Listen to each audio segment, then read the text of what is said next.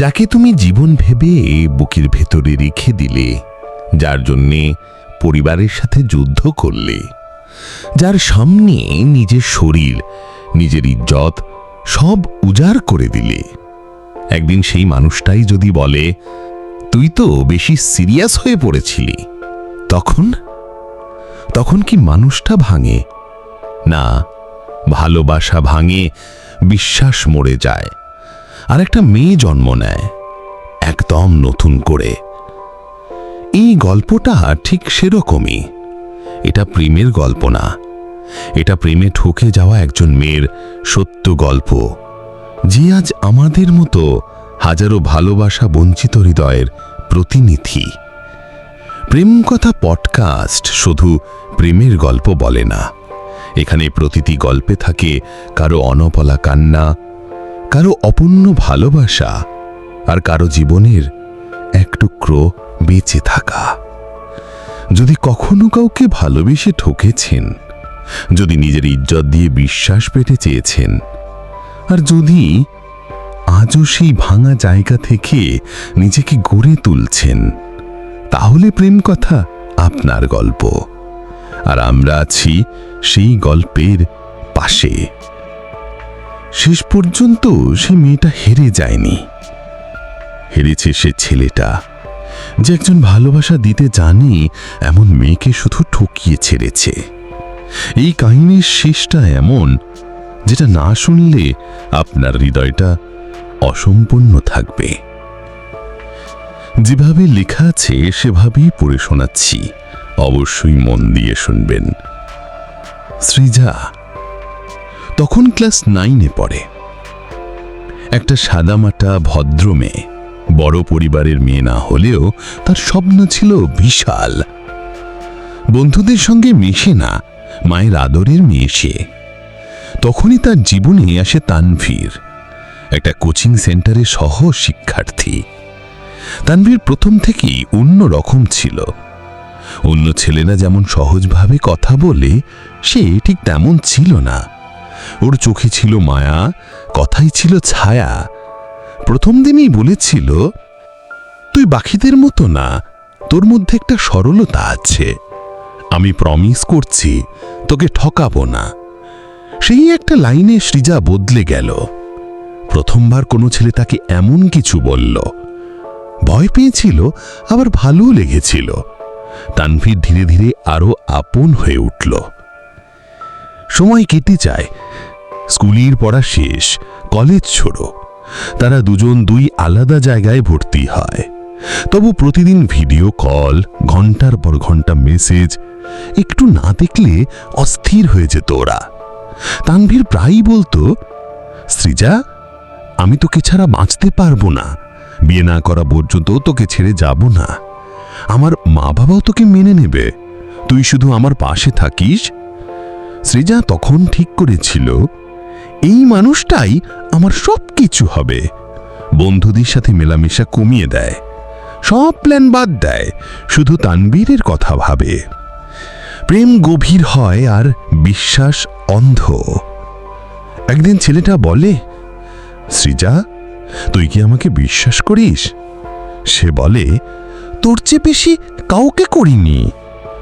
তানভীর হেসে বলল, তাহলে তোকে একটা কথা বলতে চাই, আমি তোর সবকিছু চাই। মানে আমরা তো স্বামী স্ত্রীর মতোই আচরণ করি, তাই না? বিয়ে না করেই যদি স্বামী স্ত্রীর মতো এক হই, সেটা কি খুব ভুল? সৃজা স্তব্ধ হয়ে যায়। প্রথমে রাজি হয় না, কিন্তু ছেলেটা প্রতিদিন বোঝাতে থাকে, যেভাবে একজন মানুষ তার প্রেমিকাকে বিশ্বাস ভাঙে না, ঠিক সেভাবেই সে কখনো সৃজাকে ভাঙবে না। তাকে বিয়ের প্রতিশ্রুতি দিয়ে চোখে চোখ রেখে বলেছিল, আমার প্রথম, আমার শেষ তুই। তোর ইজ্জত, তোর শরীর, তোর মন সব আমার কাছে সোনার চেয়েও দামি। এভাবে একদিন সেই দিনটা এসে যায়।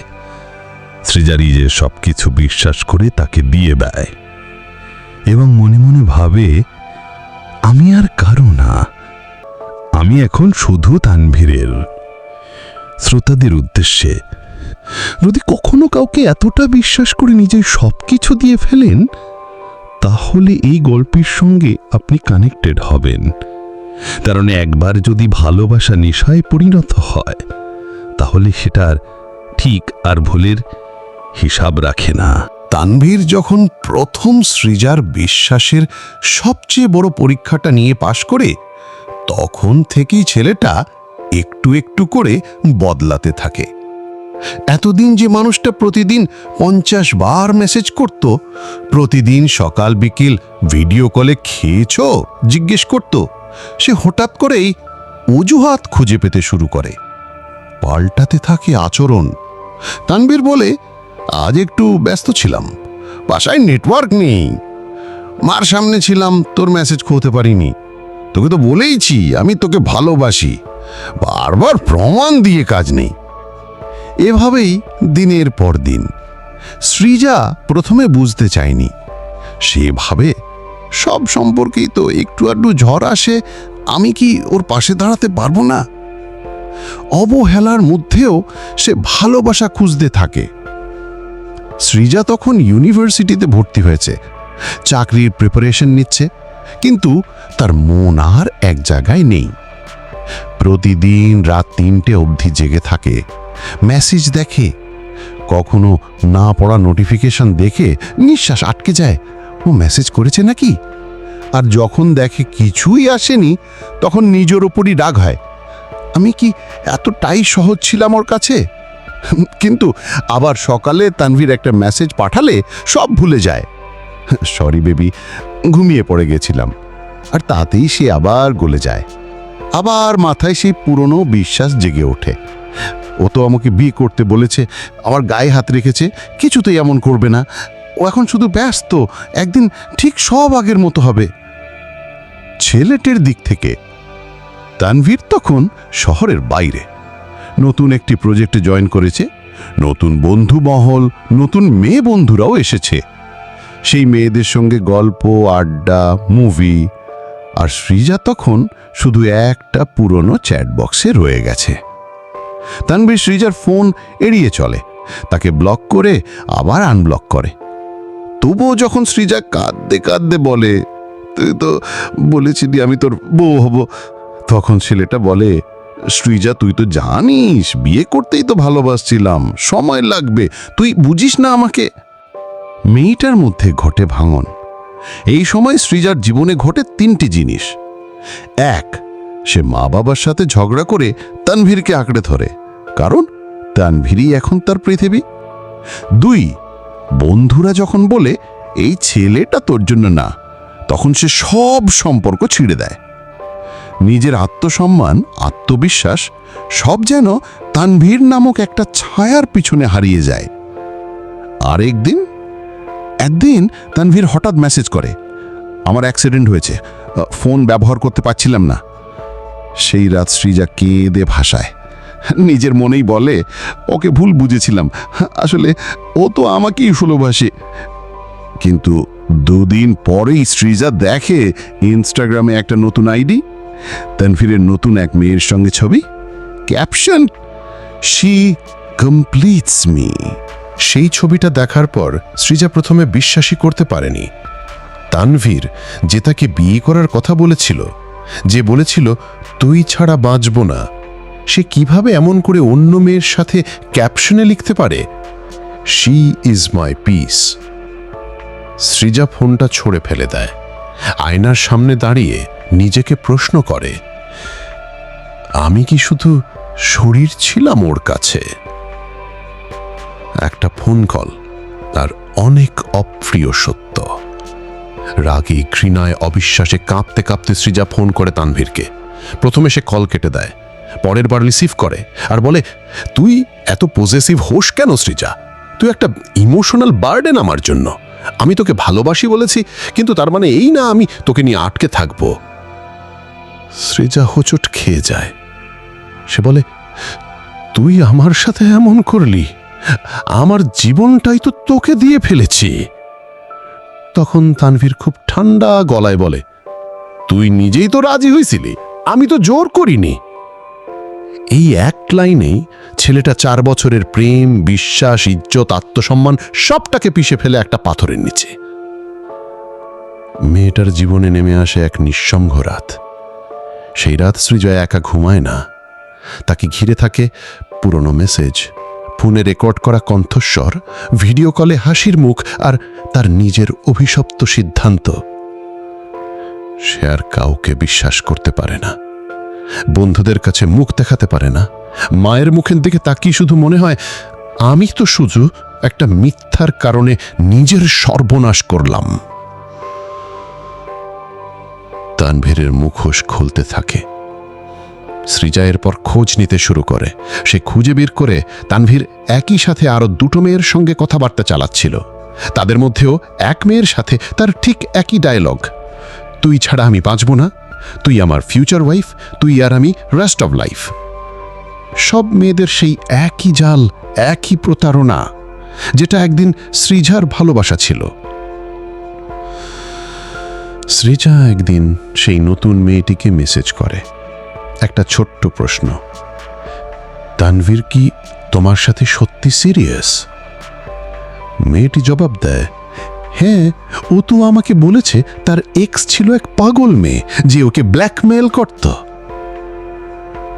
এই কথাটা শোনার পর সৃজা একটুও কাঁদেনি। সে শুধু মুচকি হেসে বলেছে, আজ বুঝলাম ভালোবাসা কেবলই শরীরের খেলা হলে হৃদয়ে মরেই যায়। সেই রাতগুলোতে যখন চারদিকে ঘুম, তখন সৃজা জেগে থাকত। ভেতরে ভেতরে একটা মেয়ে মরে গিয়েছিল, কিন্তু সেই মৃত্যুর ভেতরেই জন্ম নিচ্ছিল এক নতুন সৃজা, যে আর কারো কথায় ভাঙবে না, কাঁদবে না, ভিক্ষা চাবে না। কেউ জানে না সেই দাগ ধরে মুখের হাসিটা কেমন করে ফিরিয়ে আনা যায়। কেউ বোঝে না যার শরীর, মন, আত্মা সব ভেঙে দেওয়া হয়েছে, সে আবার কেমন করে নিজের মতো করে বাঁচতে চায়। সৃজা প্রথমেই নিজের ফোন থেকে সব ব্লক করে দেয়। 1. তানভীর, 2. তার ফেক আইডি, 3. পুরনো স্ক্রিনশট, 4. গানের প্লেলিস্ট, 5. এমনকি সেই রাস্তাটাও যেখানে একসাথে হেঁটেছিল। আমি চাই না কেউ আমার বাঁচার কারণ হোক, আমি নিজেই নিজের কারণ হব।